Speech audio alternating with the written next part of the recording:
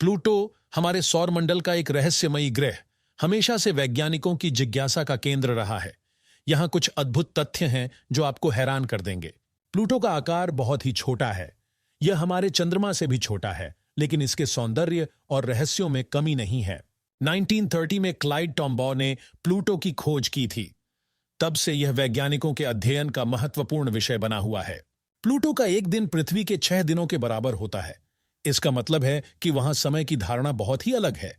Pluto का सबसे बड़ा चंद्रमा चैरन है, जो लगभग प्लूटो के आधे आकार का है। यह ग्रह और चंद्रमा की जोड़ी अद्वितीय है। प्लूटो का वातावरण बहुत ही पतला है, जिसमें मुख्य रूप से नाइट्रोजन, मीथेन और कार्बन मोनोऑक्साइड होते हैं। यह वातावरण समय समय पर बदलता रहता है।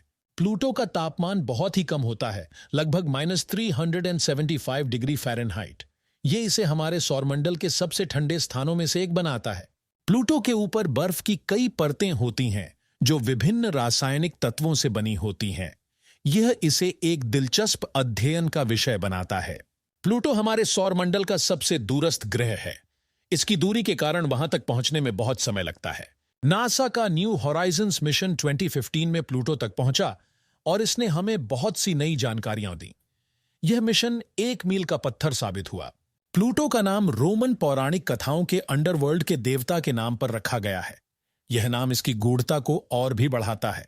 प्लूटो की सतह पर बहुत सारे ज्वालामुखी और गड्ढे मौजूद हैं। यह एक गतिशील और बदलती हुई सतह को दर्शाता है। प्लूटो का रंग हल्का भूरा और नारंगी होता है।